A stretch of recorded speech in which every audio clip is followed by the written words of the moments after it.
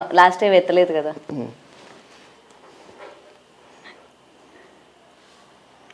అడగండి, ఒకవేళ ఆయన కాల్ కానీ లిఫ్ట్ చేసినట్లయితే ఈ కోడ్నికో అన్నది ఏ ఉద్దేశంతో ఇచ్చినాడు, ఫోన్ చేసినాడు. చేశారా? ఫోన్ సైలెంట్ లో ఉంది. హలో చెప్పండి అయ్యగారు, వందనాలు. నేను పాస్టర్ జూలియస్ మాట్లాడుతున్నా. నిన్న మాట్లాడా కదా, నెహమియా గారు. చెప్పండి. ఇది నేను ఇక్కడ ఇంటర్వ్యూలో ఉన్నా. సో అదే ఒకసారి మాట్లాడమని చెప్పారు మీతో. అదే రేపు వస్తా అని చెప్పారు కదా. అవునయ్యా. ఎన్ని గంటల వరకు ఉంటారు మీరు? నేనుండేది మధ్యాహ్నం 1 గంటగా ఉంటా. 1 గంటకి వచ్చేస్తారా మీరు ఇడికి? ఎక్కడికి? మన హైదరాబాద్ నెహమియా గారి దగ్గరికి. నెహమియా గారి దగ్గరికి వచ్చేది ఉదయం 9 నుంచి 12 వరకే. మళ్ళీ దాని తర్వాత అయ్యగారు ఆ తర్వాత వెళ్ళిపోతాను నేను. వెళ్ళిపోతున్నారా? 3 గంటలకు కలుద్దామన్నారు కదా, 2 గంటలకి. ఇప్పుడు ఈ నెంబర్ అవుతుందండి. ఇది మన సిస్టర్, మన ఎవరైతే ఉన్నారో మీడియా బిగ్ టీవీ వాళ్ళు. అంటే ఇక్కడ ఏదో చేస్తా అని చెప్పారు, ఫోన్ చేస్తే ఫోన్ ఎక్కడ వాళ్ళు. అవును, అక్కడ విజయవాడలోనా? ఓకే. అయితే ఏమన్నా అంటే నేను అన్నా, నాకు తెలుసు అంటే పరిచయం మాట్లాడుతుంటే, అయ్యాది ఇంటర్వ్యూ కోసం వెయిట్ చేస్తున్నాము, ఒకసారి మాట్లాడిపోయండి అని చెప్పారు. ఇప్పుడు నేను వచ్చేది అక్కడ ఏదో ఆరాధనకి చర్చికి వస్తున్నా. అవును అవును. మళ్ళీ అన్నీ వెళ్ళిపోవాలి కదా. ఒక హాఫ్ అన్ అవర్ మాట్లాడాను. ఇబ్బందికరంగా కొంతమంది కాంట్రవర్షియల్ చేస్తున్నారు కదా, దాని విషయంలో క్లారిటీ నన్ను అడిగారు. నేనన్నా మంచోళ్ళు, ఇబ్బంది ఏం లేదు అని చెప్పా. అయితే మీరు కూడా కొంచెం క్లారిటీ ఇచ్చేస్తే మనకు మంచిగా ఉంటుంది. సరే, ఓకేనా అయ్యగారు? సిస్టర్ గారికి ఇవ్వండి. చెప్పండి.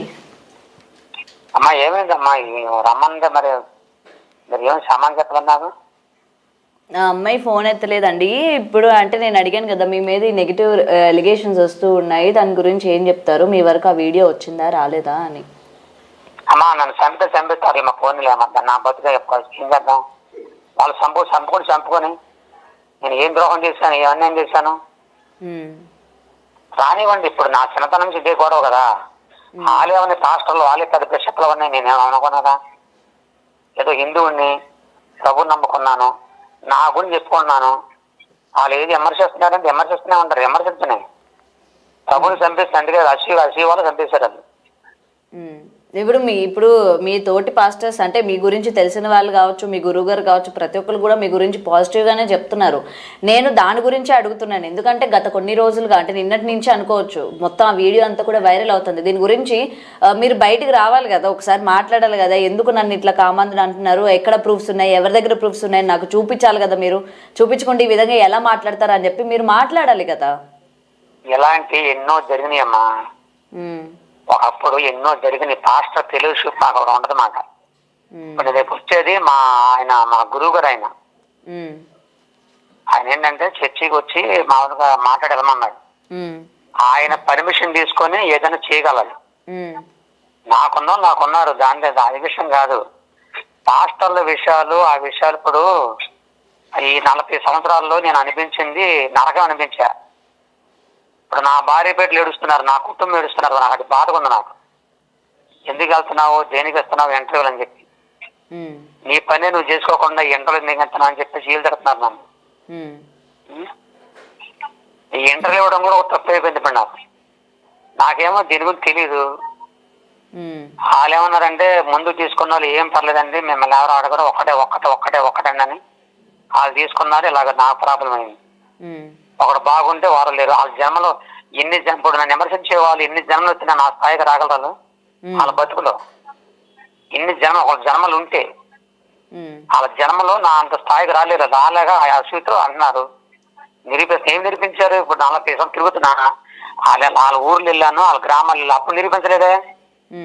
ఇప్పుడే వచ్చిందా, ఈ రోజే వచ్చిందా నన్ను నిరూపించడానికి? అది మేము తెలుసుకుంటానండి, మా పాత్ర మేము తెలుసుకుంటాం. ఇప్పుడు టీవీలోకి వచ్చి చెప్పాల్సిన పని కాదు. వాళ్ళు చెప్పింది అంటే నేను అంతే. ఎందుకంటే ఇప్పుడు మీరు నార్మల్ వ్యక్తి అనుకోండి, మీ మీద అలిగేషన్ వచ్చినప్పుడు ఎవరు పెద్దగా పట్టించుకోరు.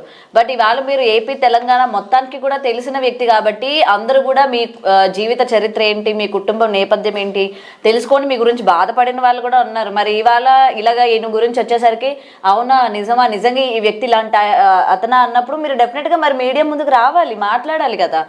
ఒక అతను ఇప్పుడు బోరబండ శాస్త్రి అన్నప్పుడు ఆయన దగ్గర నా దగ్గర ప్రూఫ్స్ ఉన్నాయని ఒక అతను అంటారు. నీల్ కుమార్ అతను కూడా వీడియో రిలీజ్ చేసి మొత్తం ప్రూఫ్స్ ఉన్నాయి, ఇతను ఇట్లా చెప్పడానికి ఊరూరా వెళ్ళేటప్పుడు అక్కడ ఆడపిల్లలతోనే అసభ్యంగా ప్రవర్తించేవాడని ఒక అతను చెప్తా ఉన్నాడు. మరి సో దానికి మీరు మీడియాలోనే చెప్పాలి మరి దానికి సమాధానం. మరి ఇప్పుడు నేను బయటే చెప్తాను. చెప్పండి.